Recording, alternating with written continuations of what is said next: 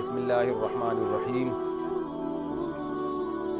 حالت جنابت میں وفات پا جانا۔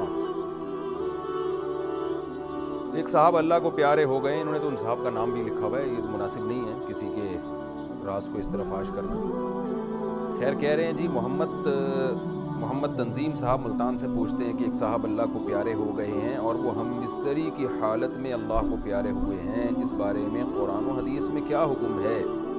یہ ان کے لیے کوئی نقصان دہ عمل تو نہیں ہے؟ نیز جب ان کو نہلایا جائے گا تو ایک غسل دیا جائے گا یا 2 غسل دیے جائیں گے؟ محمد تنظیم صاحب ملتان سے۔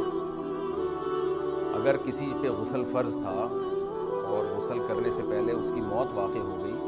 تو یہ کوئی بری موت نہیں ہے۔ حضرت حنظلہ رضی اللہ تعالی عنہ اپنی زوجہ سے صحبت کی آپ نے اور میدان جنگ کا اعلان ہوا، آپ غسل کیے بغیر ہی میدان جنگ میں چلے گئے اور شہید ہو گئے، تو آپ کو فرشتوں نے غسل دیا۔ وہ تو خیر شہادت تھی، لیکن ہمیں کوئی ایسی دلیل نہیں ملتی کہ ایک آدمی حالت جنابت میں فوت ہو جائے تو کوئی گناہ ہوا اس کو، اس لیے کہ شریعت میں جنابت کا غسل فوراً کرنا فرض نہیں ہے۔ ہاں، نماز اگر اسی حال میں قضا کر دی غسل کیے بغیر تو یہ بہت برا عمل ہے، تو اس لیے نماز کے لیے غسل ہوتا ہے کہ نماز آپ قضا نہیں کر سکتے، اگر آپ پہ غسل فرض ہے تو غسل کرنا پڑے گا نماز کو۔ تو اگر اس حال میں کسی کی موت واقع ہو گئی ہے تو کوئی یہ بری موت نہیں ہے، اس کو اسی طرح غسل دیا جائے گا جیسے سارے مردوں کو غسل دیا جاتا ہے، کوئی الگ سے کوئی طریقہ نہیں ہے، اور 2 دفعہ غسل نہیں دیا جائے گا، ایک ہی دفعہ غسل۔ اللہ کا انسان کو خلیفہ بنانے کا مطلب، اللہ پاک نے حضرت آدم علیہ السلام کو بنانے سے پہلے فرشتوں سے گفتگو کی کہ میں زمین پر خلیفہ بھیجنا چاہتا ہوں، لیکن جب بنا دیا تو ڈائریکٹ جنت میں بھیج دیا، زمین کا کوئی ذکر ہی نہیں۔ نیز جب خلیفہ بنایا تو اعجاز کے طور پر بتایا جب خلیفہ بنایا تو اعجاز کے طور پہ بنایا، اور جب زمین میں بھیجا گیا تو ایک سزا کے طور پر بھیجا گیا۔ اس بارے میں وضاحت فرما دیں۔ حیدرآباد انڈیا سے۔ دیکھیں، آدم علیہ السلام کو زمین کے لیے بنایا گیا تھا، جنت میں ایک وقت کے لیے رکھا گیا، آدم علیہ السلام سے خطا ہوئی تو ان کو زمین پہ بھیج دیا گیا۔ اس پورے عمل میں ایک حکمت تھی اور یہ سب چیزیں طے شدہ تھیں تاکہ ان سے خطا بھی ہو اور پھر اس خطا کے بدلے میں وہ توبہ بھی کریں، تو اس پروسیس سے ان کو گزارا گیا تاکہ جب دنیا میں جائیں نا، زمین جس کے لیے ان کو بنایا گیا ہے، تو ان کی اولاد ہمیشہ یہ سوچتی رہے کہ ہم اصل میں جنت کے لیے بنے ہیں، ایک خطا ہوئی تھی جس کی وجہ سے ہمیں جنت سے نکالا گیا ہے، لہذا اگر ہم اب دوبارہ خطائیں کریں گے تو جنت سے محروم ہوں گے، خطاؤں سے بچیں گے، یا خطا ہو گئی توبہ کریں گے تو پھر ہمیں جنت ملے گی۔ جیسے کہ قرآن نے آدم علیہ السلام کے جب جنت سے نکلنے کا تذکرہ کیا تو بار بار یہ بات بیان کی ہے، یا بنی آدم لا یفتننکم الشیطان کما اخرج ابویکم من الجنہ، اے بنی آدم، جیسے تمہارے باپ آدم کو شیطان نے فتنے میں ڈالا، کہیں تمہیں بھی فتنے میں نہ ڈال دے،